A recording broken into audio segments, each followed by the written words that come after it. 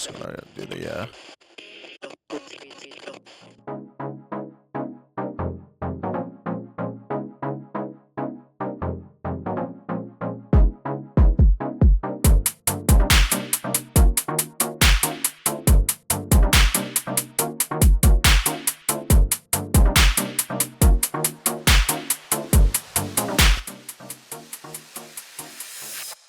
Press Start Podcast.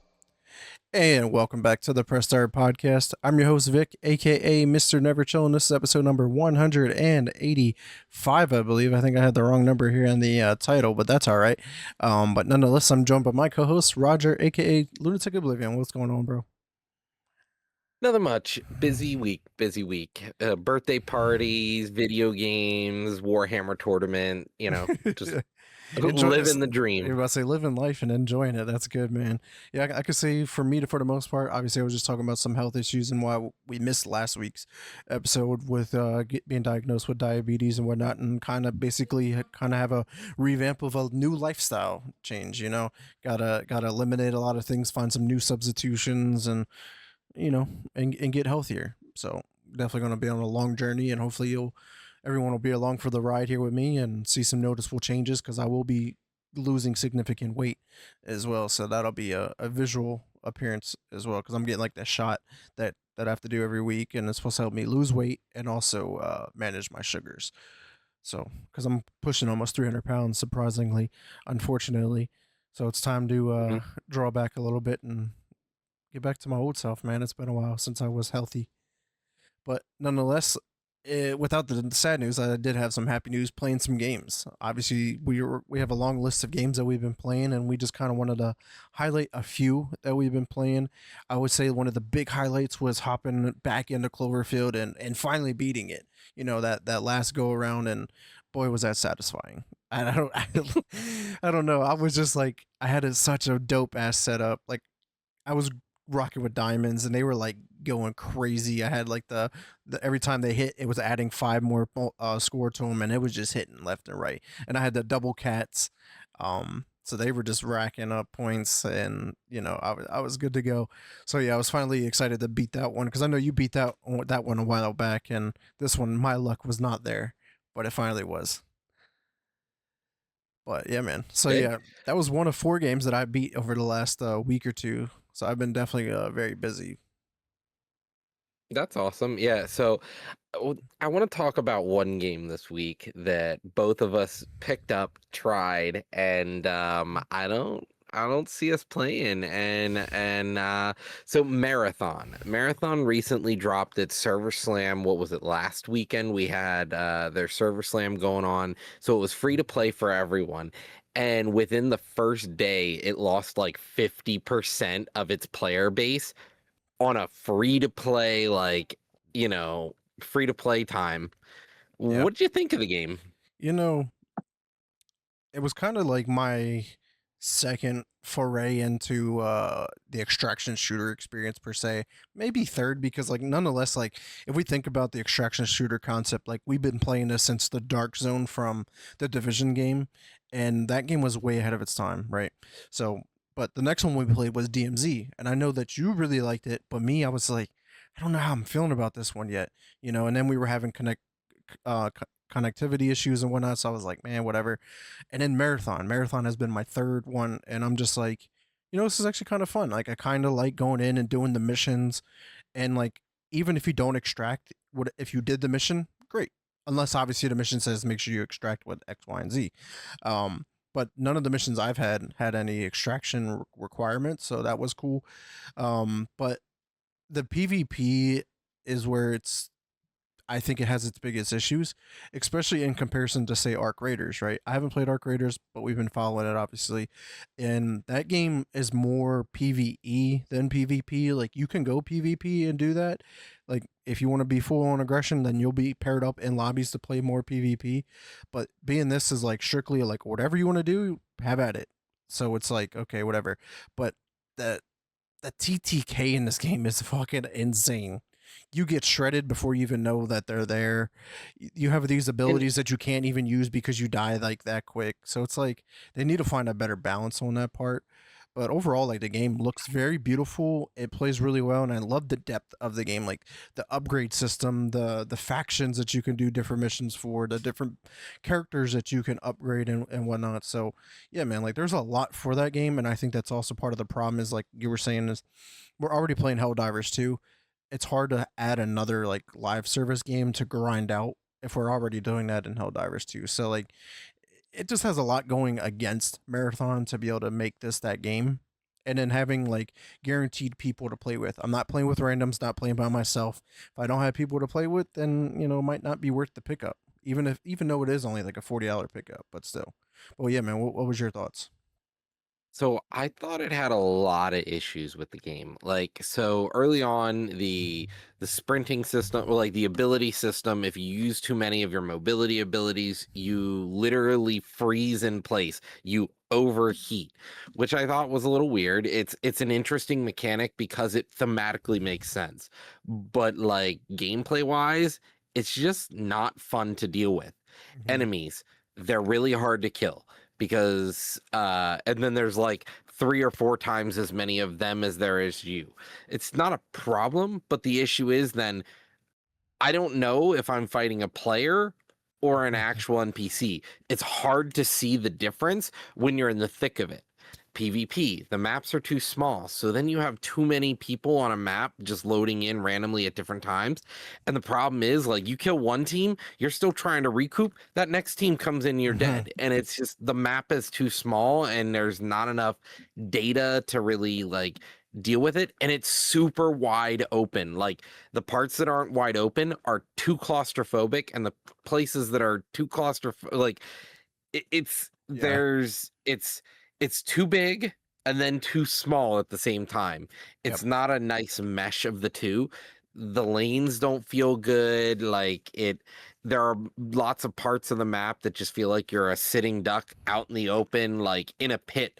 It's like shooting fish in a barrel sometimes. So it Hmm. just, the design of the maps, the layout, the game mechanics, it just doesn't feel good. And then when you load into a game and you instantly die because you go to do something, one team, you kill that team, then another team shows up while you're just trying to recoup. And I think it has a lot to be desired how slow your health recharges, how slow your shields recharge. So like if you completely kill one team, the next team comes in with an advantage because you're sitting there waiting. One, two, three. My Right. shield's got three. I got 3 out of 100. Like, and they're at full. So Yeah. And then like it's finding the struggle. supplies around like the medical supplies to make that shit heal Hmm. quicker.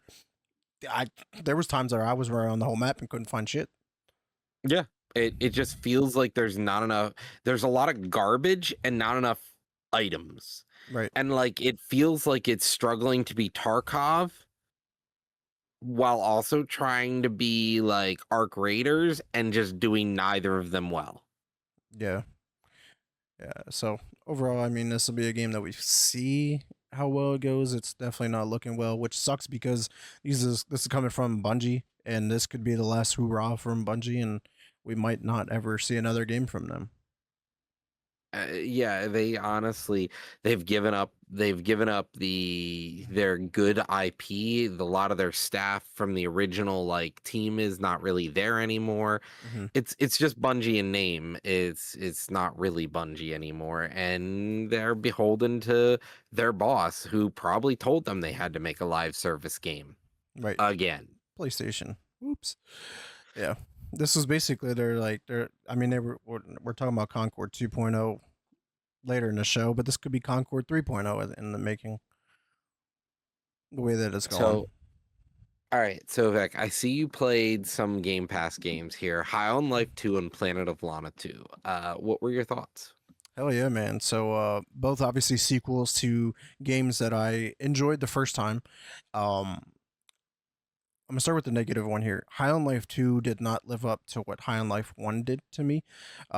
Just the world, like the variety of the world, just the fluidity of the world felt a lot better in the first one, where the second one just kind of seemed like I don't know, it just seemed very all over the place. And then like the main hub that you would run around in was kind of useless. Like it was kind of just I have all of this stuff to do here that I don't need to do. Just go to the main point. Like the first game like had a lot of secrets that you can uncover that were worth finding, where in this game I didn't go out of my way not one time to try and find any secrets and beat the game just like that. And they kind of just give you money at all times. Um and they're just like, "Yeah, go buy shit." All right, cool. Maxed out everything. Like I felt no no challenge to it either, which was really weird. I mean, the second one even had a skateboard as opposed to your like that was your sprint. So anytime you went to run, you were on a skateboard, which felt weird. And then like when you're trying to be in combat and you're just trying to maneuver around an enemy, like hold on, let me pull up my skateboard, hop on, and I'm running around. Like it just felt real clunky in a lot of Hmm. ways. But nonetheless, like overall, the gunplay was fun, and a lot, and they had like a bunch of different weapons. There was like 9 different ones. Let's do it makes an appearance. You don't get to use him, but he's your mom's husband now, which is really weird. But overall, like the story is taking down big pharma, which was pretty cool because like we can kind of relate to that in today's world, where like big pharma is actually trying to legalize humans as a drug. So they're trying to take like sentient laws and rights from humans so they can be used and turn them to drugs. It's really fucking out there. Nonetheless, the game didn't take itself serious, just like the first one. And it wasn't like an overall like bad experience, but it definitely wasn't like a great experience. So I think I gave this one a 7 out of 10. Like it was still enjoyable. It was a good game, but just didn't live up to the first one's expectations. But Planet of Lana 2, I just finished it today. The first one was a phenomenal like save the world kind of game. This one is like save your sister kind of game because she gets hit with this like illness and you're trying to find a cure and whatnot. And then just like the twist that it puts on to like the relationship between you and Maui, the little black like cat that basically it's your companion, the connection Hmm. to why you're on this planet, and you come to find out like you are there's this like story of trying to get from the planet of Lana back to Earth, and then like by the end of the game it puts on like this major fucking cliffhanger, and I'm not Hmm. going to spoil any of it or even describe what it is, but like there is a huge fucking cliffhanger at the end of the game, and you're just like, I cannot wait. I'm so excited for number 3. Like I'm just like, man. But yeah, overall, man, like I think this game, I gave this game a 9 out of 10. Like it did everything it should have done. The puzzles was Okay. fun. The mechanics was great. The game looks gorgeous. Nothing seemed overly challenging, but like just enough challenge. Like, man, how do I solve this puzzle? But yeah, it's just they built on what the first one game was and just took it that one step further. So hopefully they do that again. Because if they do that again, I think that's how they're going to get to a 10 out of 10 with number 3. But yeah, highly recommend checking out both of the games. Like they're there for different reasons. One's more for story, heartfelt moments. The other one is just chaotic gameplay. But yeah, and they're on Game Pass. So if you don't like them, you could just uninstall after that. Fair enough. Alrighty, so we had two big games come out in the past week here, and honestly, kind of surprised me. So, Pocopia and Resident Evil Requiem. So, a lot of us are kind of insinuating that Resident Evil Requiem will be in the running for Game of the Year. I am just now beating the game this today. I feel it is. It's not like a 10 out of 10. Like it has some minor issues here or there, but overall, like I just wanted to keep playing it. It did the split perspective in a new way that I've never felt before, and they suggest you to play a specific way. So when you play with Grace, you're playing a horror game, your classic Resident Evil horror game. Inventory management, not really a thing as much as it's like you're not doing the suitcase jumble that you normally are. You're Mm-hmm. just, I have a slot, I have an item, a slot, an item, a slot, item, done. And whereas when you're playing with Leon, on the other hand, it's literally like playing Chris from Resident Evil Village. Like you literally loot in and you just got a suitcase and it's filled with all the assault weapons you ever need. And you're just like, guess Time to I'm just fuck. gonna walk in here with a fucking 50 caliber handgun, fucking sniper rifle, take off the scope and just use it as a shotgun that's a shotgun. Like it felt good. It felt when you were playing with Leon, you're like, man, liquors, fuck them, man. They're gonna be fun. I'm gonna kill 6 of them at once. You're playing as Grace, you're like, shit, there's one liquor. I really don't want to deal with that guy. What do I do? And you're like, you could genuinely feel the difference between playstyle. The the story will definitely continue, it seems, past Resident Evil Requiem, which is cool. I'm really glad. One of the coolest features they added, when you finish the game, if you made one choice, they say, hey, thanks, would you like to reload right before you made that choice to see the other ending? Yes, I would. Thank you. Boop. All right, and then I rerun through it, and I was like, oh, that's awesome, because like the way they're about to lead the end. If you don't read the lore, you don't actually like the one ending is kind of a false positive. You're like, this is what I'm here to do, and then you go to do it, and you're like, wait, if I didn't read the logs, I would have known like I'm making the wrong choice. No shit. Which Yeah. was cool. Like I made a choice and it was the wrong non-canonical ending, and I was like, I thought this was what I was supposed to do. That's what they Mhm. told me to do. But if I had read the actual like lore in the game, just Mhm. and they're like really short. Like all of the notes in the game, Mhm. super short, super quick, super like it took me 30 seconds to read them. I don't know why I didn't just read them all. Because But the game, because like games have yeah. kind of like turned us off from reading those because Hmm. they give us like 10-page papers. You're like, I don't have time to read essays to Yeah. try and figure out more lore to this. Like, fuck that. Yeah, like the longest one was a 4-page journal entry from a big bad, and I was like, done. I actually read it, easy peasy, real quick. No, it's. I think Resident Evil Requiem is really well done, and I genuinely enjoyed the game. Next up we have Pocopia. Honestly, really confused me. It's sold out everywhere. Yeah. Literally, you could not get a physical copy. Bad side is the physical copy is not a physical copy. It's a game It's key the card. card, it's the game key card. So it gives you the full download, but like you could give it to a friend and they can still download it Yeah. and play it. So hit or miss, but Pocopia, honestly, a really interesting game so far. Like it is a mix between like a Zoo Tycoon style game where you're like building little habitats for the Pokemon to Hmm. show up, and then they just chill, talk to you, tell you what they want, and like you're sitting there as a Ditto just having a good time. And the world is sort of destroyed, and one of the places you go to like within the first few hours of the game is literally named Pallet Town. It is the ruins of Pallet Town, and you're like, wait a minute here. Yeah, that's And crazy. so yeah, it's really well thought out, really well designed. It has game share, link share, multiplayer stuff. It's a full single player story experience. It's fully like, you can build the island however you want. It is yours to build, which I think overall the game has a lot of potential. I've only played a Hmm. little bit of it.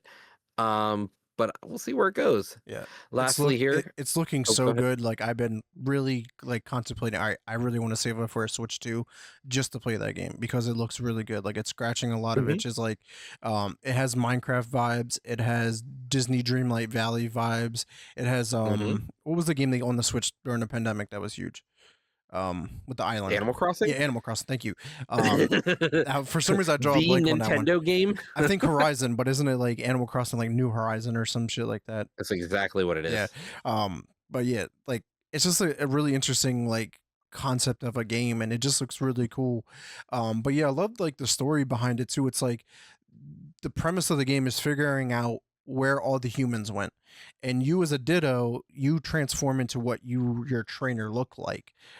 So that's why whenever you do see the human form, like that's what your trainer would have looked like. And I was like, it makes fucking sense to me. But now it has me hooked. I And was like, that's such a different twist to the whole Pokemon like lore. Like we haven't really seen like where humans just go gone. All right, now yeah, I'm a Ditto. Let me go figure out where the hell my trainer went. And now that's mhm, basically the premise of the game. But and that's like pretty the cool. whole You got to go premise, to Pallet Town. Like that just oh man. That's and like while you're playing, you have a professor, and it's a tangle growth. Yep. The Tangela's evolved form or whatever, and he's known as the Professor because he was a professor's Pokemon. I Yep. think it might have been Professor Oak actually too. So like, it's just he was a professor's Pokemon, and he kind of just learns everything that's going on. And Mhm. you call him the Professor, and his whole thing's like, well, if we fix this, maybe the humans will come back. If we Yep. fix this, maybe the humans will come back.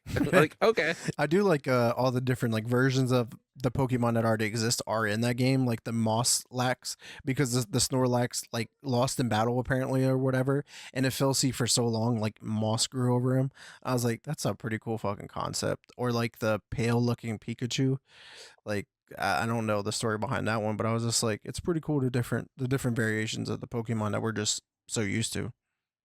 And some of the cool things is like you'll get whole buildings, like whole pre-generated like biomes that Pokemon has, like abandoned electrical factory is a biome. Ice caves are a biome, and they're things that get repeated a lot as biomes throughout all the Pokemon games. And Hmm. like you can literally drop these and have Pokemon help you build them, and you literally build an abandoned electrical factory for your Pokemon Yeah. friends, for your So friends. so it's almost like Pal World in a way too. Like you have your pals help you build the shit too. Yeah. Oh man, so So, crazy. and then each Pokemon has a thing that they're good at. So, Right. like, you may have a flying Pokemon or a swimming Pokemon or a Pokemon that's good at crushing things. Right. Yeah, it all makes sense. But nonetheless, let's talk about the other Pokemon game that did come back to life, I guess per se, and that was Pokemon Red, Fire Red, and Leaf Green. I ended up buying Leaf Green because when I was a kid, I had Fire Red, so I wanted to play the opposite this time around. But yeah, man, they released it onto the Switch.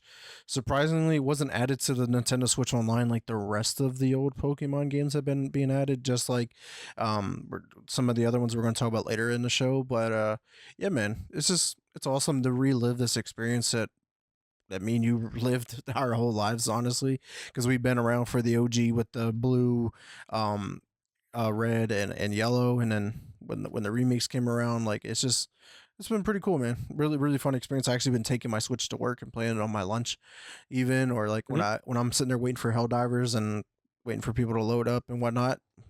Pop it on, and I'm just sitting there playing. So yeah, man, just been really enjoying Pokemon Leaf Green. All right. Well, I think that's enough for the games this week. We've covered kind of some of the newest games in the industry that came out recently, some of the new things that are on the zeitgeist, and some of the things we beat. So let's move over to the industry news.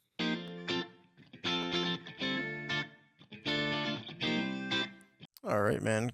Going to kick it off here with a few unfortunate news. And first up is for Teamy Montreal. This studio is shutting down after 5 years without releasing a game. Um, so obviously we cover a lot of these studios when they're first like created. We're like, oh, new studio created, blah blah blah. Awesome to see. Maybe we'll see a really cool game coming from them. This studio was founded back in 2021 from the former Assassin's Creed director, Ashraf Ismail. But unfortunately, this game has been shut down. So right even before a game could release. So sometimes we can see these new studios created and we get some new games out of it, but sometimes we do see the unfortunate of they can't come up with anything and they kind of have to shut down. But yes, a lot of wasted money for 5 years, if you ask me. All right, man. So with that, another company here, Nacon, has filed for insolvency. So this one's really interesting here. I'm get the report brought up here, but the company's majority shareholder was unable to repay its bond loan, so they're kind of defaulting on that. Um, they said they failed to make partial repayment of its bond loan, and whatnot. So this is a um, this was like last week. This has required the rapid implementation of a financial restructuring with its creditors in order to ensure the continuity of its operations. So, I mean, if they don't get it together, then they could go under pretty quickly. But they were founded back in 1981 and now part of the Big Ben Group, which owns 76.7% of the company. But yeah, man, I mean, Nakon's been around for a little bit, and they had one of the recent releases that were pretty big successes was RoboCop Rogue City. That one was really good. Test Drive, Unlimited Solar Crown, Styx, Blades of Greed.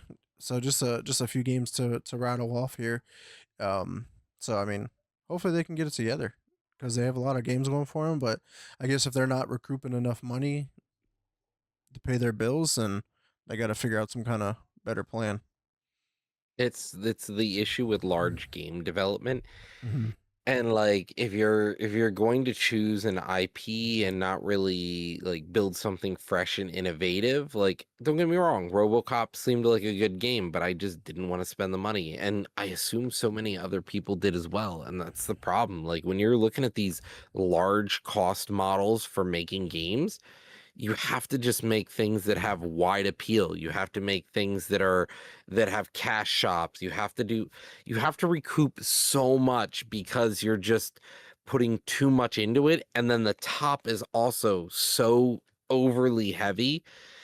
Mm-hmm. There are too many heads and not enough hands. Yeah, yeah, no doubt. Yeah, RoboCop. I actually bought it when it was on sale for like $8 or something like that the one time, but I haven't played it yet. But it looked really good. Like I was like, oh man, looks like a badass game to play. But like you said, I wasn't spending 40 or 50 bucks or whatever it was at full price. I saw that shit'll go Yep. on sale. Get out of the drawer. Um, but yeah, when I bought it for like $8 or something like that, and I was like, hell yeah, I'll get to it eventually. And it's not that long of a game, so like it's definitely on my radar to check out. But yeah, hopefully Nacon can get it together because if not, they'll be the next studio that goes under.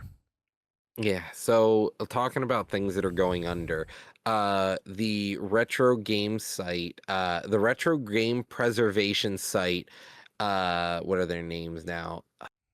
I forget the name of it. Myriant is what it's called. Myrient. They have over 390 terabytes of organized collections.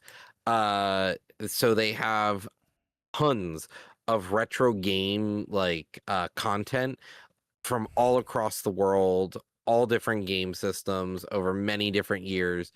They have to shut down because the costs of running sites nowadays or large scale enterprises are just getting harder and harder because AI data centers and AI in general is hogging up so much of our pipeline for computer equipment that like RAM, hard drive space, like all of these factors that go into running a website or a service, especially 390 terabyte service, Hmm. it just becomes it super expensive. Like Myriant operating costs are roughly $6,000 every month just to keep the servers online. And like the owner, it's only getting more expensive for them, and he's paying a lot of this out of pocket right now and just has to shut down because he just can't keep up. Yeah, And it's the AI boom that just keeps, you know, really just making it hard for people to do anything nowadays. And it's not really adding much to the industry, it feels like. And right. now we're looking to outsource other humans and creatives for AI. Yeah, it's getting out of hand. But yeah, part of this was like the service was remained ad free, paywall free, and login free. Since this emerged 3 years ago. So basically, the only money that he had coming in was from donations, and they said that the donations kind of um, remained the same. Traffic was increased over last year. So, but yeah, it was just between the donations, and then having to pay $6,000 a month. It's just like he said, just not sustainable, which makes sense. Like, how do you pay $6,000 a month, but you don't have any money coming in? At that point, you're Yeah. like a nonprofit or organization, but you have to pay the Yeah. bill somehow. And the thing is, like, he can't charge to use it because he doesn't own the intellectual property, and like the owners could come after him for making Yep. money off of their property, which it just it's Which crazy to me because a lot of these owners probably wouldn't even do anything with their games or care about their games, but they're gonna, as soon as somebody makes a penny off of it because they were unwilling to put in the effort, but somebody else was, they're like, well, gotta sue that person. Talking about, though, mhm, getting sued and not getting sued, let's just start with Tencent here. Tencent may be requested to withdraw its stakes in major US gaming firms, including things such as Riot and other other US based design or game studios. So Trump is supposedly looking at helping to not helping, looking to make them divest from their stakes in the U.S. and sell them to somebody else, most likely somebody that is related to the Trump organization, just like they did with, you TikTok. know, TikTok, X, stuff like this. It's all shifting towards these right-wing authoritarian groups are wanting to control culture and our information networks, and this is just a bad situation in general. And they blame all of this on security risks. Sure. I don't know when, I didn't know League of Legends was a security risk, a national security risk, but here we are. The same thing they Uh blame TikTok on because it was owned because Tencent's a Chinese yeah. group. So Nope. like obviously it's anything related to China, it's a security risk automatically. Yet we give up our power in the world stage and allow China to expand its power, its power umbrella because we just make bad decisions and ostracize our allies. It's crazy. It's crazy to me that we are deciding to swap places with China. Talking about things that the Trump versus video games fight continues to wage. Trump's cabinet decided that one of the advertisements they were going to put out on X for their platform for their movement, they decided to take the Pocopia logo and replace it with "Make America Great Again." And the Pokemon Company, they decided they weren't going to get sue happy on this. They weren't going to chase any intellectual infringement. Honestly, crazy to me. The Pokemon Company just said, "Hey, we had no part in this. We have issued an official objection to the White House, but okay." Like, it's freedom dies when big companies decide to bend the knee to authoritarians, and here we are. And but but Nintendo is going to is trying to recoup its funds after the tariffs were deemed unconstitutional, which they were, and companies are entitled to refunds. So Nintendo's like, man, whatever. We're not going to try to fight them about our IP, but we want our money back from tariffs that we passed on to the consumer. Hell yeah. Go Nintendo. Man, they've been on a roll. When are they not in the fucking news for lawsuits or some About sort legal yeah, legality like, issues? it's just disgusting how much Nintendo is like lawyer happy, but like can't stand up for any good like ideas or any good things, it seems. Right. Yeah, I it's a just it just it's upsetting. It's super upsetting, but here we are. yeah. Welcome to the world that we live in. The world that we once knew died in 2020 or 2012 apparently. But that's a rabbit hole we can go down for another day. But yeah, man, that's all everything we got in the industry news. Any last comments and remarks on any of those topics? Nope. Let's head over to the game news. We got some big PlayStation and Xbox things to go over.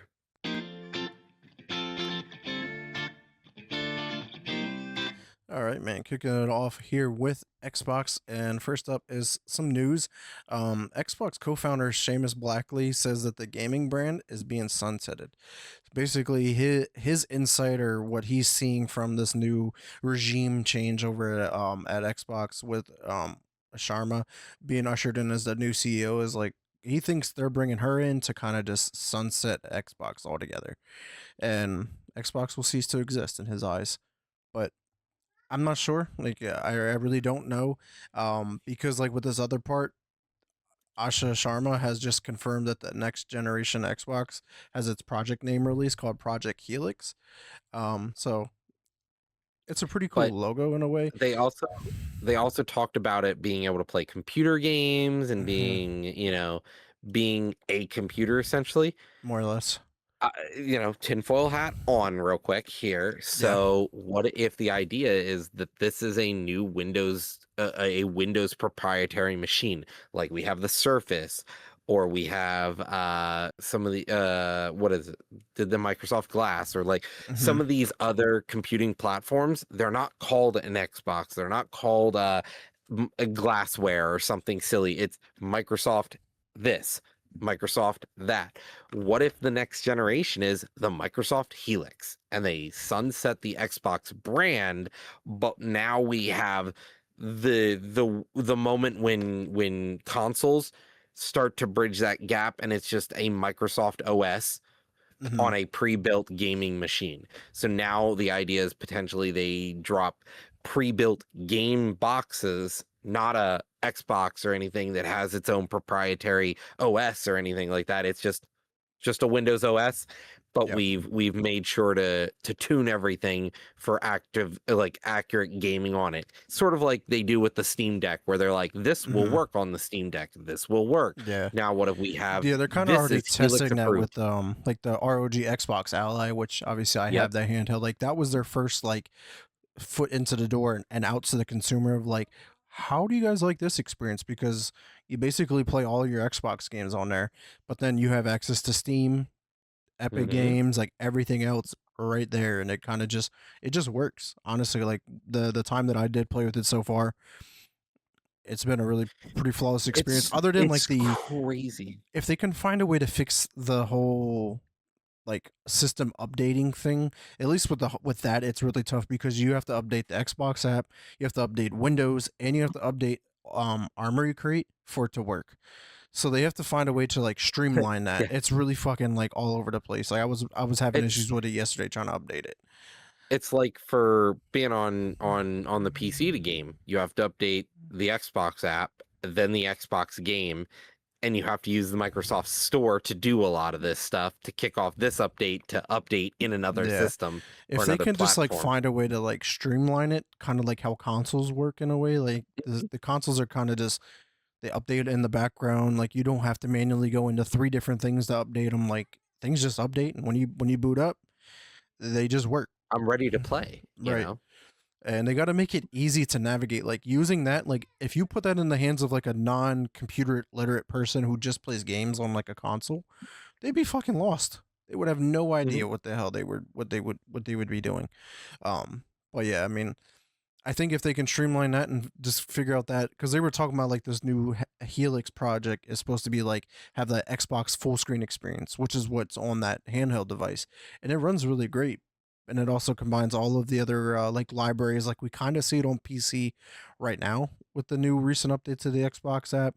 But yeah, they just got to find a way to make it work, and then just make sure that the games that are releasing for this platform also work, because obviously we've known the issues with playing games from Game Pass on PC are typically like bug ridden. There's always a lot of issues with them, where opposed to the Steam version of the game usually runs pretty smooth. So they got to figure that out. But yeah, they did kind of allude to like how the games are going to be like it's going to be like a PC version of the game, just not like an Xbox version of the game. So it'll be a lot easier for developers. Yeah, like that's the biggest thing that's happening now with the Xbox bar is you're getting these games that are being packaged so that they can play with Xbox style rendering.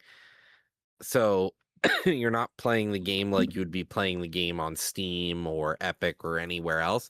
When you're playing on the Xbox app, it's got a different architecture that it has to be compiled in. So it's definitely a hurdle, and I hope, and I'm thinking that's might be where Microsoft is going with it, is just to shutter the game brand as its own thing and just have Microsoft Game.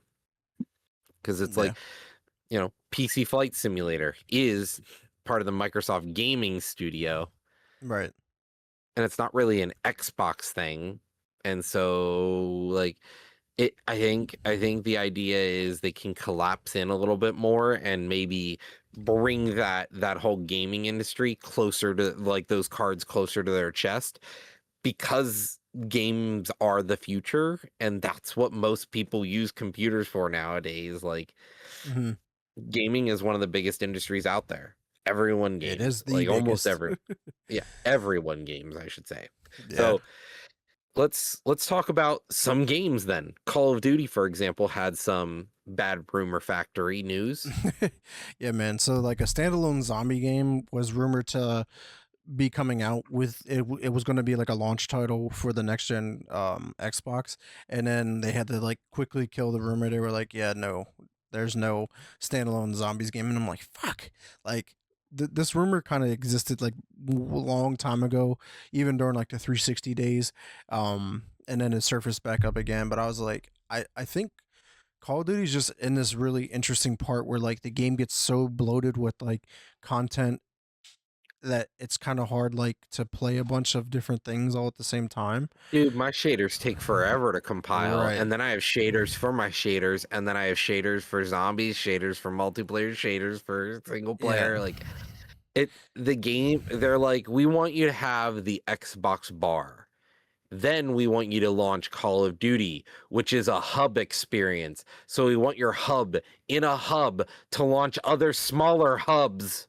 Yeah, it's yeah, they got to fix it. Like I Yeah. wish they would just separate Call of Duty into its own like game again as opposed to having the Call of Duty HQ. Like but they created the HQ because of Warzone because then they made every like you can have guns from all their games play on Warzone.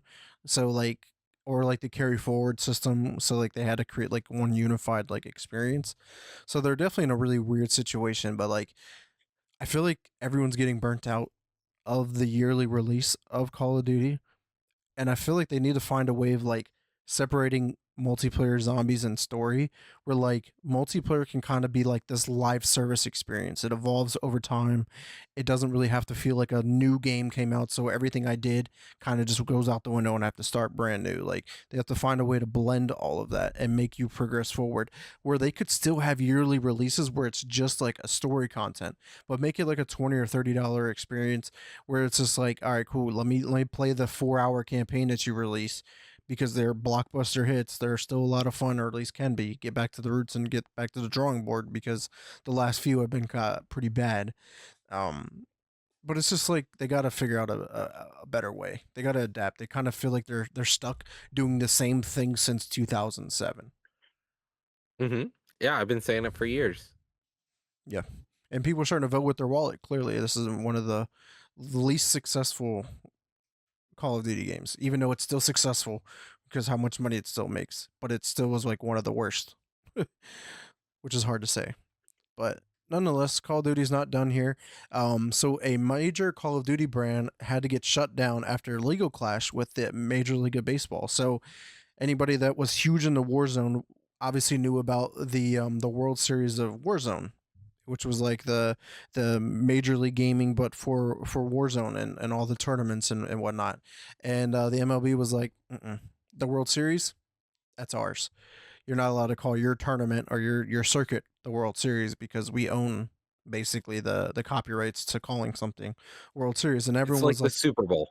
right, you imagine calling it the Super Bowl of Warzone or something like, no, people would, the NFL would instantly send a cease and desist letter on that. Like, nope, that's ours. Take that down. So yeah, that was really interesting because yeah, the World Series of Warzone like that sunsetted I think like last year, and we were like, that was weird, random. Like Warzone's still really big. Like why would they get rid of that? All right, whatever. Now we know why. Now we know why. The MLB was like, nah, we ain't playing, guys. And it's so crazy to see the influence of like the MLB in general. Like MLB did that to Call of Duty. The MLB went to Sony and said, "You must release the MLB the Show on multi-platform. This cannot be a PlayStation exclusive." Like, it's so crazy to see the impact of that kind of stuff. But nonetheless, one last thing here, just a quick rundown. Don't want to go over just about everything, but season two Reloaded just came out on, or will be coming out on March 11th. With that, we get the new experience or new old experience.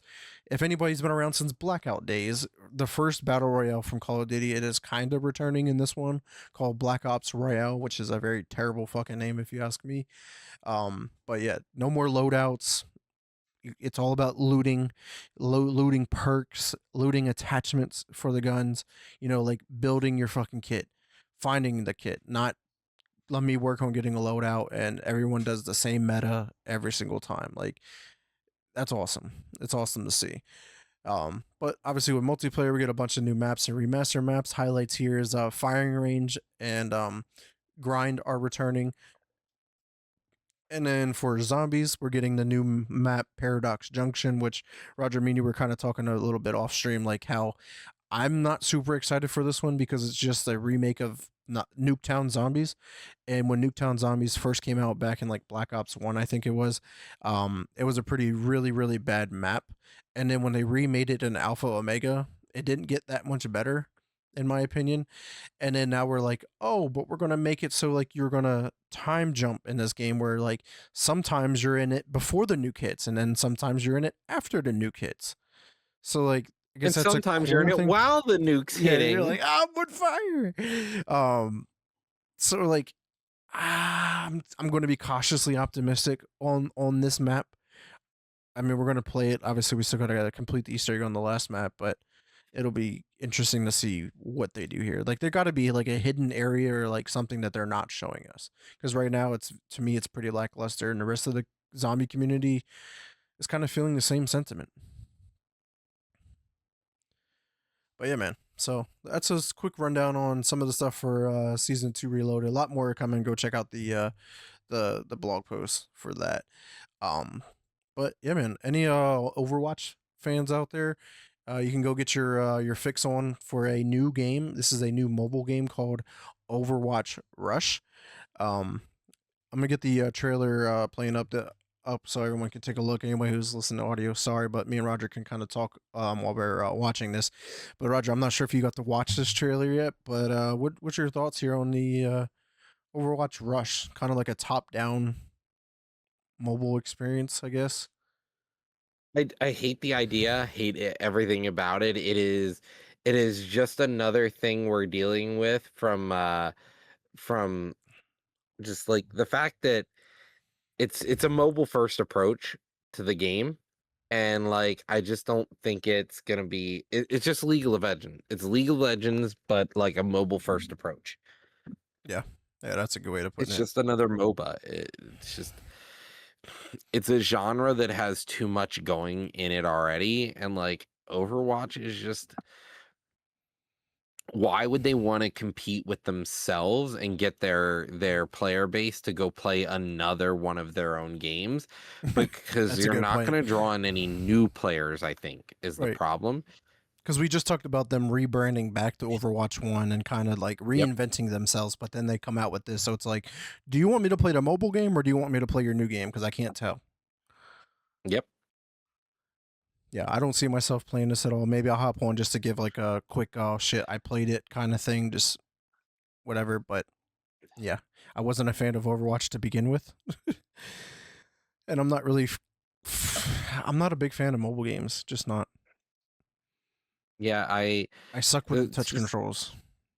I've always disliked touch controls as well. So like there's a market for people who like this, but it's a no for me, coach.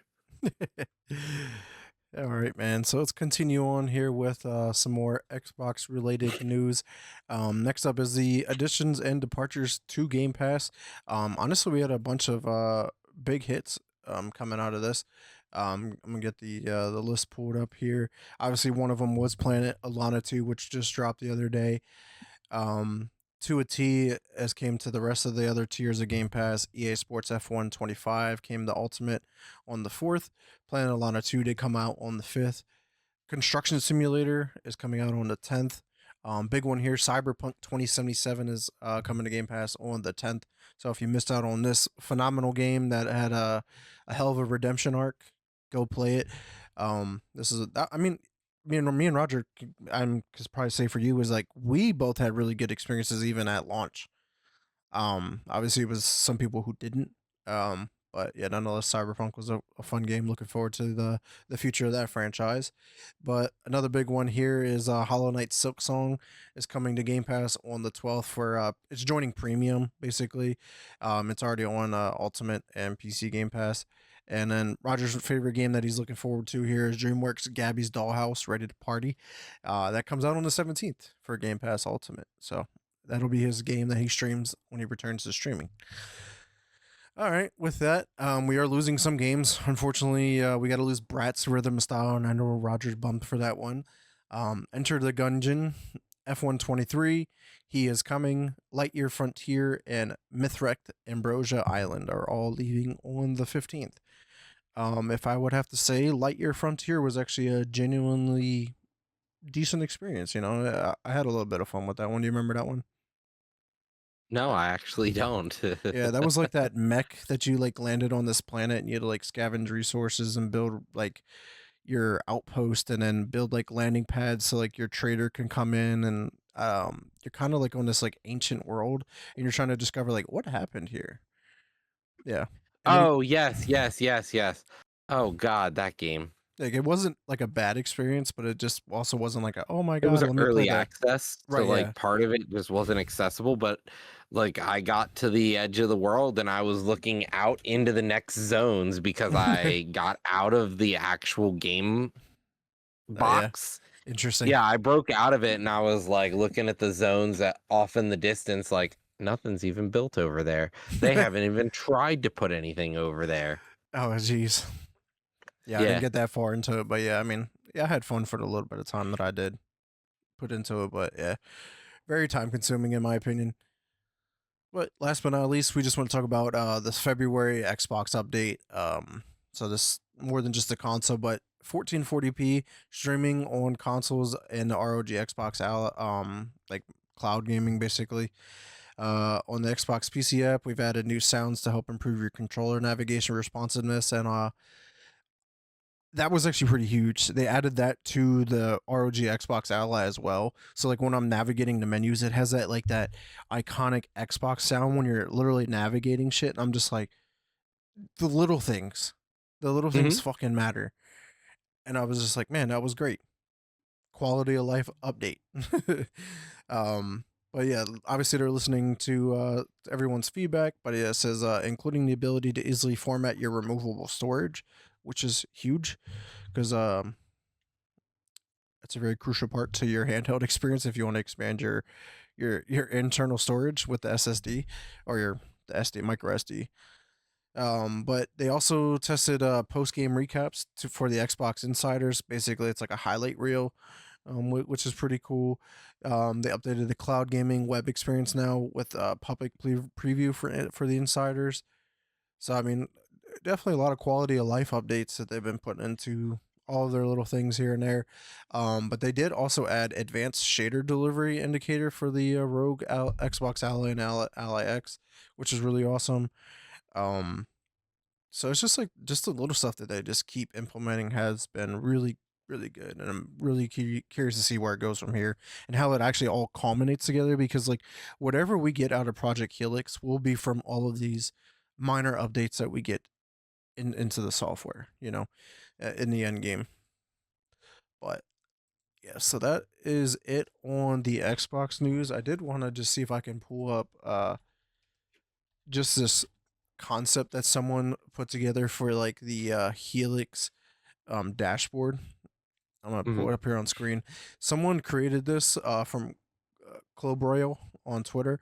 It's a nod to the OG Xbox or the 360 with the blades theme, where how you can navigate just from through the blades, and it looks really clean, honestly, and like no advertisements on the home screen. Like obviously, I feel like they're not going to do that, but it just looks really nice. Like I feel like the dashboard that we have now kind of seems outdated in a way.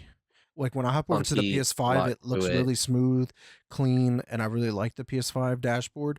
And then I get on Xbox and I'm like, the same old thing. It's just time for something new and fresh. But yeah, I just wanted to highlight that because I was like, man, that was pretty badass. Yeah, and it honestly, the we've been seeing it a lot is the community. A lot of times they're the ones using the platform. The developers aren't really using their platform most of the time. And so that's where we kind of get stuck is like we have people making stuff for us who don't use the things they're making.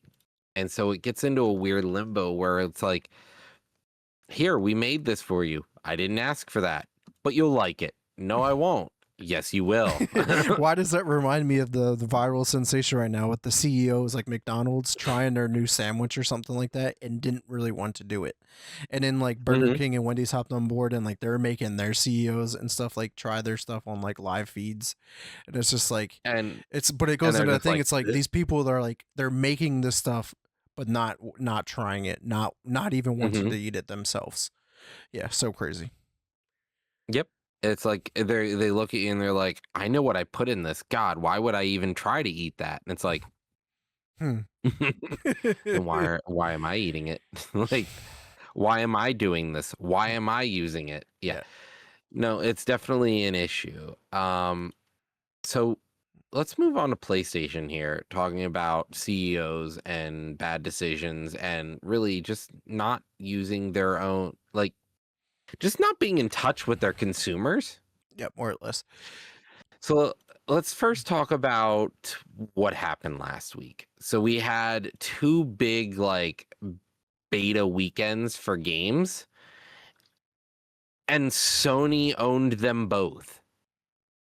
Sony decided that they were going to drop the marathon server slam and the new Horizon Hunter Gatherers like beta test on the same weekend. How do you play both So at the like same time and get any feedback out of it? I don't know about it's you, but it's I didn't like have time to hop over to Horizon. yeah, I didn't even know it was happening because I was like, all right, well, I know marathon's happening. I guess that's what I'm doing this weekend. And I kind of just like forgot there was anything else for a little bit just because I was ready to try it. Yeah. It's just crazy to me that they're just like shoot themselves in the left hand and they're like, ah, my left hand. Why would my right hand do this? Wait, I control both of them. Crazy. Yeah. It's It's like they're almost setting like one of them up to fail, if not both of them to fail. yeah. It's like they want too much control, but they don't want any control at all. Yeah. Very weird. So let's move on to the next thing here. We got some interesting news about PlayStation controllers. We'll start with the first article that came out. Man tries to control his robot vacuum with a PS5 controller. Okay, that's cool. Sounds like a great YouTube video. I'd love to watch it and control my robot vacuum with a PS5 controller because then I could do my basement better than my robot vacuum could, and I could sit while doing it. Well, this man found out that with his PS5 controller, he could accidentally hack into 7,000 robot vacuums and access their live camera feeds while trying to use his own vacuum. They didn't say what brand, Right. but what the fuck? Like, Just real quick, some insight. The engineer who discovered this hack received $30,000 for exposing the vulnerability of the vacuums. hey, at least he got paid, and then like Fuck I'm yeah. pretty sure they bought off his silence with an NDA. Oh, apparently it was DGI. Oh, okay. It, Okay, okay. yeah, wow. Like, hey, that's awesome that they're like, hey, thanks. You are a white hat hacker for us. Here's some money. Good find. Let's talk about though Sony on the other aspect. Sony is making some weird decisions, but while making these dumbass decisions, they decided that they're going to be releasing a PlayStation 5 controller that is ready for PC. It is PC ready, is what they're trying to say. It is a controller geared towards better use with a computer without having to use things like DS4, is what I'm assuming.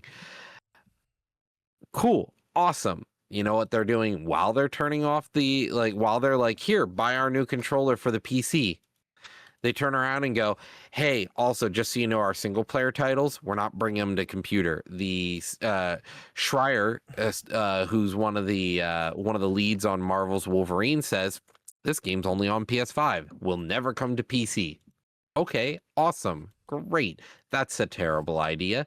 And then they doubled down, and a new report revealed that Ghosts of Yote and Sorrows will also only be on PlayStation 5, and they will never come to PC, is what they're saying. Yeah.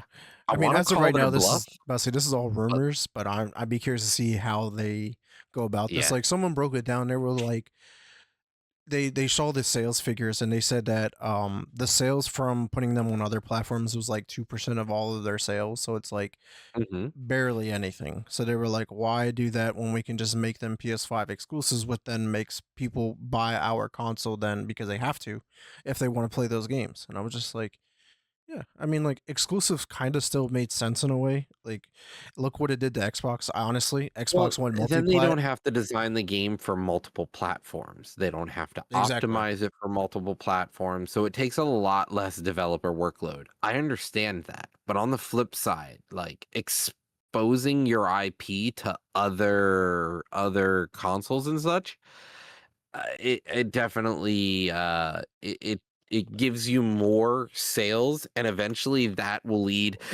to more sales on those platforms. It's not like you just drop it on PC and all of a sudden everyone on PC is like, "Yep, I'm gonna buy this game."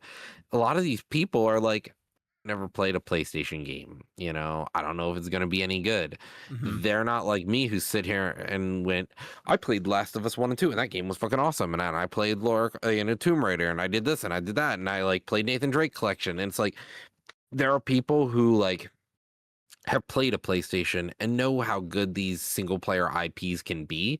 And then there are people on PC who may never have played them, or a Right. Microsoft Xbox fanboy who may have never played them or never known how well these studios have done. And so it just takes time. You have to build a reputation, and pulling all your stuff only hurts your reputation. Right. It's definitely a very interesting spot because like people were talking about like how when Xbox went multiplat, that's kind of what like plummeted the Xbox. Like people no longer needed to buy an Xbox. All they had to do is buy a PC or a PlayStation because Hmm.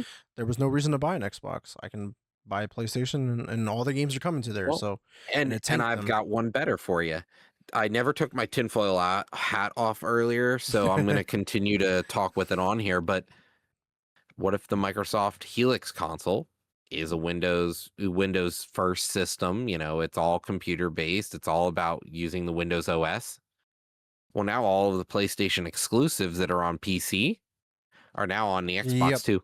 Yep, that's actually that was going to be one of the points I'd get to is like people There's my like tinfoil Sony's hat. looking at it Put as it like, over. okay, if your next Xbox can play PlayStation games, then that's like a backdoor to our system. So how about we not release PC versions of the game and make you buy a PlayStation now? Yep. It's just like PlayStation will do anything they can to make sure Xbox people suffer for some reason. They pay for timed Yeah. exclusives, they pay for games to not go on other platforms in general. It's just like why are you so against like the coming together of the games industry? Like I don't know. Like as a consumer, it sounds great, but then I see the business aspects of like, okay, yeah, it doesn't make any sense to put on other platforms if it barely It's makes us about any money, sales. not about passion. Yeah. You as a gamer, you don't mean shit to them. That's Yep. the thing. They don't fucking care about you. Unfortunately, but yeah, that was. Hopefully this doesn't happen. Like I feel like it doesn't make sense, especially because like they just made that controller right. At one of their most recent state of plays, they announced that those speakers that are supposed to be and the monitor, they announced the monitor Yep. and speakers. Why why wouldn't They're like, here's all of this PC hardware. all you got to do is Yeah. have the fucking your tower for the computer. We got you on everything else. You want the monitor, you want the headphones, you want the fucking the speakers, the controller. We got you on everything. Just buy the computer and the games. Yeah, I don't know, dude. It's a very interesting, and be curious to see how it goes. Because then, like you see it on the opposite spectrum, right? Nintendo, Nintendo has never gone multi-platform, and they never will. Mhm. Like they Yep. are the outlier to everything. They literally they live in their own fairy world over here. They live in Mushroom Kingdom 24/7 and don't give a fuck about anybody else. Yep. And they're not competing with anyone else. Anybody, They yeah. don't care. They just don't care. They're not in this feud, and Sony is losing, and so they're playing like a sore loser. Yeah. And they honestly have so much more potential than Microsoft in some cases, Hmm. and they just continue to squander it. And they've given up every potential, and now Microsoft has the leg Yeah, up yeah. everywhere. Because the other issue with the whole PC thing for PlayStation is like they have yet to release a single player game day and date onto PC. So by the time the PC crowd gets it, the hype for that game has already Gone. fucking shipped. They've already moved on Mhm. to the next game, and they're not going back to what was. They're playing what is. Yeah, it's been spoiled. I don't care. Moving on, kind Right. of thing. If you I release saw a the day and ending. date, yeah, like if you release a day and date, everyone's excitement is at the same time. That is at the height of the impulse. That is marketing 101.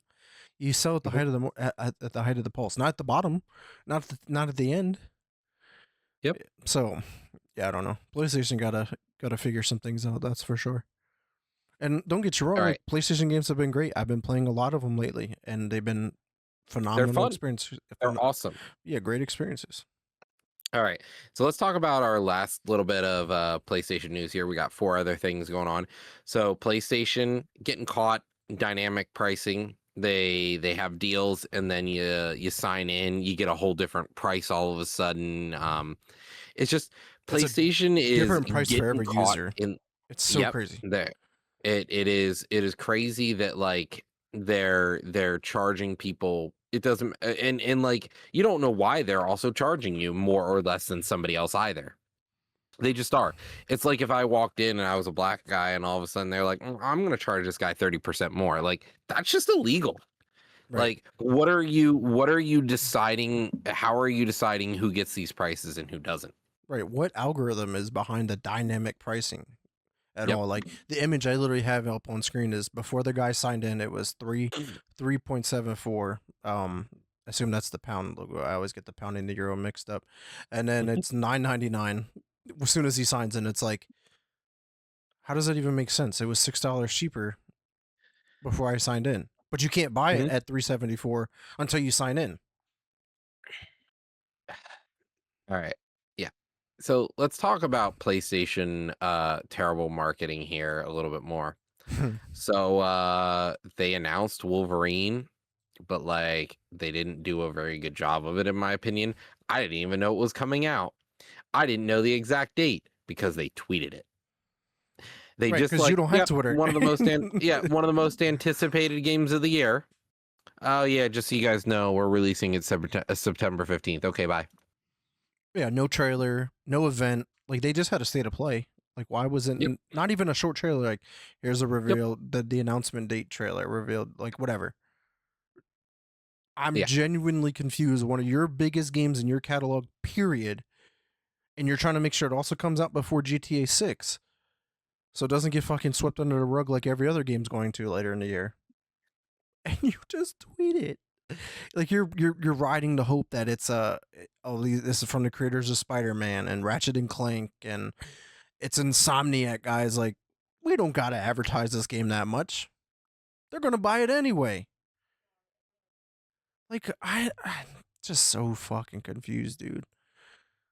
Like how Yep. do these people get paid all of this money to do stupid shit like this? Yeah.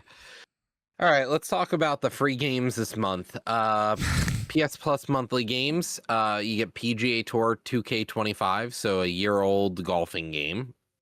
You get Monster Hunter Rise, Slime Rancher 2, which has been on Game Pass forever, Since day one. and then the Elder Scrolls Online. Like, just not that great, honestly. Just doesn't feel like we're hitting Yeah. anywhere. Yeah, not this month, that's for sure. And then they decided that they're gonna partner with somebody for a limited edition controller, and it's okay. I'm not a huge fan.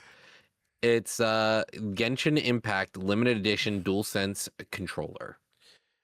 It just again just looks like you put some Yeah. stickers on it almost. Yep. Like it's not as It's bad not as the like marathon one.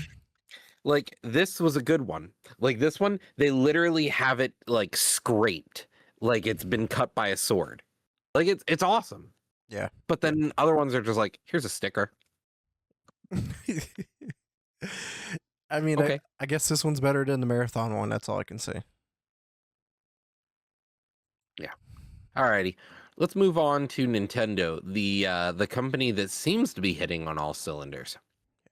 So this year, 30th anniversary of Pokemon, always exciting. Pokemon is just something that we've always had, always grown up with, love or hate. We got our announcement for the next Pokemon generation. Gen 10, Pokemon Winds and Waves. Looks really cool. Honestly, I'm really hoping they've been improving so far on the open world experience. The last one wasn't as good, but it was fun for a little bit. I forgot all about ZA, but the one before ZA, Scarlet and um, Violet. thank you. After Sword and Shield, Right. and it looks cool. Starters pretty interesting looking. We also had the 30th anniversary celebration for the Pokemon trading card game, which is kind of interesting. Awesome to see. It's a set featuring Mew and Mewtwo. We've got Pokemon Go is celebrating 10 years. That's so We crazy. have Pokemon Masters EX and Pokemon Cafe Remix getting an anniversary update, which will give you Red, the 1996 Red from the manga, and then as well as Pikachu. We're gonna see Nintendo Switch 2 GameCube Classic Pokemon XD Gale of Darkness. Exciting. That's Yeah. coming to Nintendo Online. You see though, like We've this is the game I Yep. alluded to earlier about when I was talking about Mhm. Leaf Green. Like they're adding one of the greatest Pokemon games of all time. Apparently, it didn't because I didn't play this. I didn't have a GameCube, and I know this was like similar to I guess Coliseum that was also on the GameCube. But it's just like you release this one for free Mhm.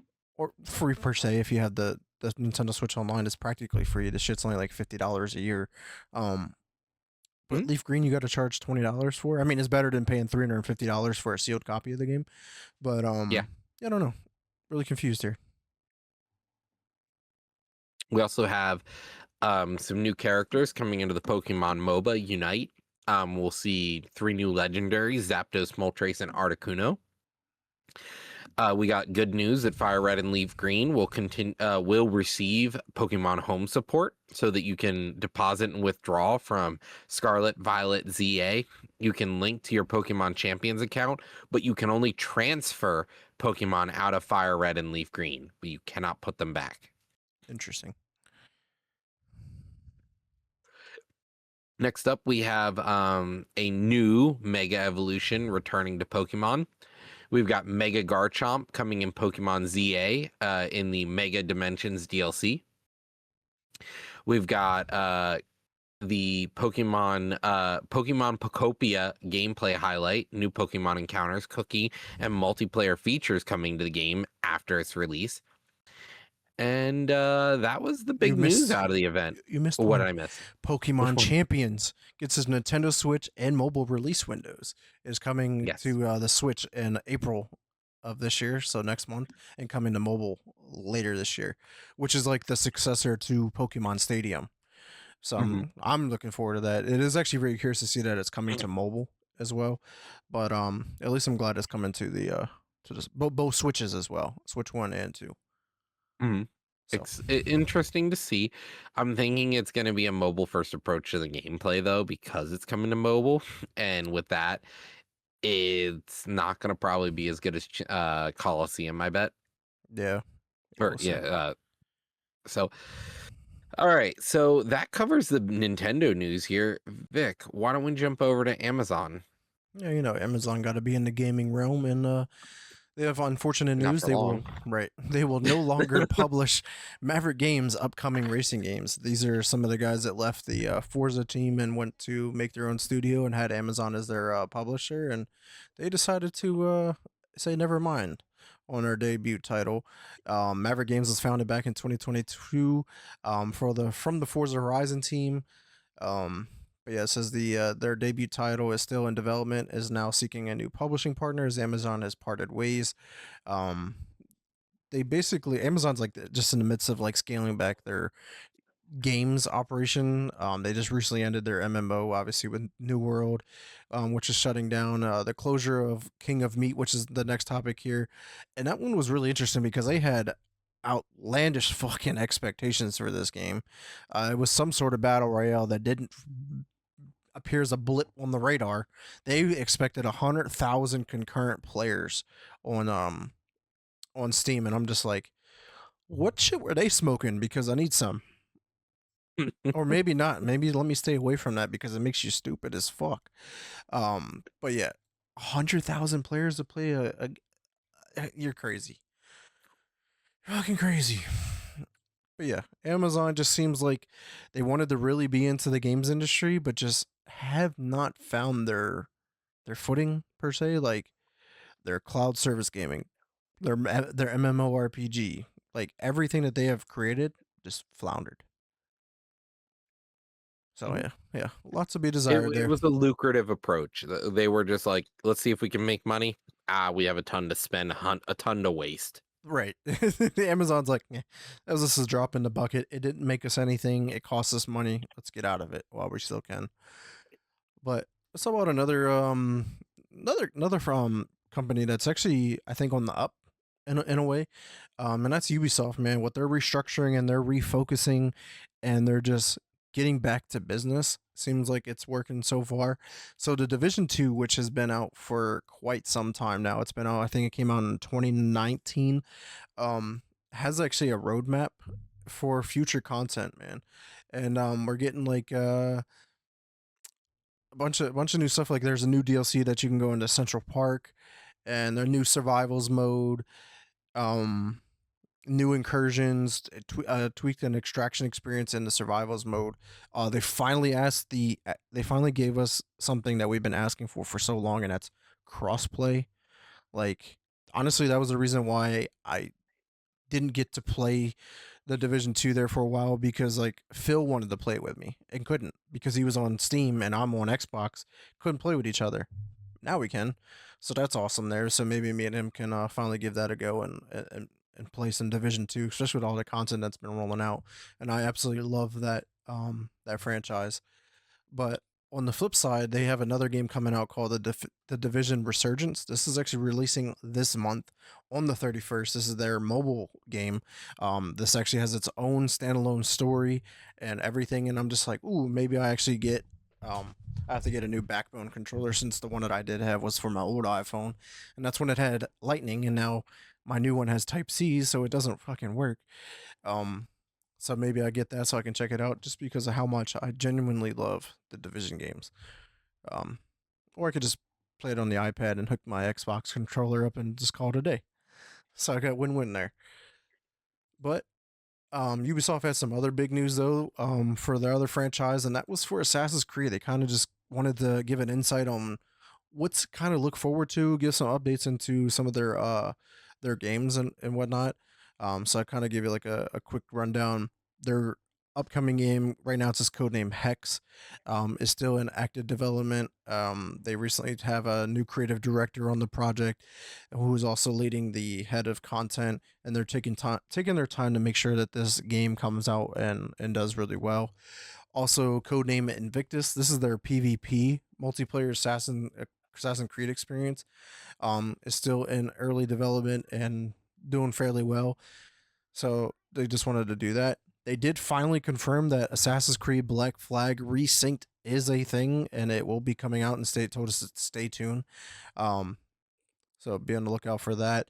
They also said be expect more news on the Netflix live action series very soon, and then they have been continually adding support to previous games. Like Assassin's Creed Unity is getting 60 FPS mode for consoles, the Series X and S and the PS5, which came out the other day. Um, so yeah, man, it's just good, really good to see them just take care of their old games, working on some new stuff, and just honing in on it. It's just whether they can actually execute and make these games fun again. But I'd be curious to see how a multiplayer Assassin's Creed game can go in today's world. What's your thoughts, man, on the Assassin's Creed franchise and all their updates? I honestly, I'm so over Assassin's Creed. Like, been over Ubisoft games for a while. Kind of just like Yeah, lost interest in them. that's fair. Hopefully, with their new breath of life, it can get people to come back. But Maybe. Hey man, that's everything for Ubisoft. What's going on with your love of the life, love of the world? So Warhammer 40K, their game Speed Freaks is finally coming off of computer, just computer only, but entering into PS5 and the Xbox Series on in this year. So Sweet. a game that's been going around, not a huge game, just a fun orc racing game from the Warhammer world, is going to be available on console soon. Oh yeah, because I just see it released into early access on Steam back in August of 2024. 2024. Yeah, Yep. but yeah, full release is May 22nd, 2025, which is for those that I guess may not know. I guess I would say this is like Mario Kart, but then set in the Warhammer franchise, more or less. Yeah. All right. So, Vic, talking about OSs today, tell me about the Fortnite OS. Oh yeah, the Fortnite OS is getting a really really big update. I mean, the game can practically play whatever you want. And hey, you want to play some Uno, guys? Let's go hop on Fortnite and sit on chairs around a big ass table and play Uno with some giant ass cards. So yeah, just add it. It's literally they have like Uno Royale. Like they have so much shit cooking in the Uno world and different places that you can play at. Obviously, you could play as whoever your character is and whatnot. But just another thing to add to the world of Fortnite. I mean, we say it time and time again. It's not a game; it's a platform, and we see it. All right, Roger. What's the unfortunate last topic of the evening? Did you hear that? Did you hear it? Mm-mm. It was like a drop in the bucket. It was the sound of a tumbleweed passing by. Highguard is already done. It's lived its life. What an excellent life. Like insane. This game lasted all of like 3 weeks and it's already got 20 people working on it now. Their staff is mostly gone. Tencent has pulled all funding for the game, and the game just had its final update released. And then the game shuts down on March 12th. So you got 4 more days to Crazy. enjoy it, Highguard. Yeah, it's insane that they were just like, "Thanks for playing. Have a good day. Bye." This is the definition of Concord 2.0, even though it did last longer than Concord. But my God, the game gets the last trailer spot at the Game Awards, which is usually reserved for something special. For this game, went ghost silent for an entire month. Comes out the day before the game releases. Says, "Hey, this I'm is blah blah blah." Game comes I'm out, pretty it's garbage. disappointed. Like, I think I'm a little disappointed in Jeff Keighley. It feels like he's being a sellout lately with some of this stuff. Like this clearly had to be a bought and sold time slot to Tencent, and I just and wow, even though as much as he confirming that he's the one that made the decision to put the game there, they actually didn't pay anything extra for that time slot. And I'm just crazy. like, I'm almost calling bullshit, especially once we found out Yeah, who funded the game, being Tencent, and then like tying back to like all of the conspiracy things with Tencent in general. It's just like, what is really going on do here, they Jeff? have something on Jeff Keighley, or just like is he just a paid operative at this point for him? Because it feels gross. Yeah, awful. Like this was the biggest disappointment. Like Jeff Keighley, if he couldn't have his finger on the pulse of the industry, I don't know if he should be running the Game Awards. Like we know live service is dead. We don't need more live service. Everyone knows this. Why Yeah, did he put it in the top spot? I would say it's not dead. I would say it's oversaturated and way too It overbloated. it's a genre you cannot enter. No one can enter live service at this point. Yeah, Like we need a you couple of you other ones to die off before we can breathe something new. that's what I'm saying. So like for you to go, yep, this is the next big game to release. Yeah, Nope. it wasn't happening. Like if Overwatch refuses to die, the genre is just you're not getting into it. Yeah, not at all. All right, dude. That's all the gaming news we have this week. Any last comments or remarks before we close out this week's episode? Nah, man. Hey, have a good one, guys. Enjoy your gaming. Hopefully, you find something you enjoy playing. There's a lot of fucking great games out right now. I tell you that. No shortage of that, that's for sure. But we do want to thank everyone who came through and checked us out live today here on Twitch. And anyone who does check us out later on Spotify, Apple Podcasts, or YouTube, or wherever else you may listen to us at. But Roger, where can the community find you at? I'll be here. And of course, you can check me out at Twitter at Mr. Never Chillin _. Facebook is Vic Brubacher for any questions, concerns, if you want to come on the show. And if you want a game, you can find me on Xbox or PlayStation. First is Xbox is X Never Space Chillin. PlayStation is VBrew24. And follow me on Twitch at twitch.tv/Mr. Never Chillin for any playthroughs or pack openings that I maybe one day will get back into.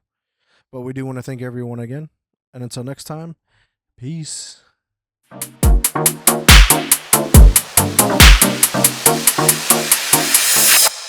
Restart podcast.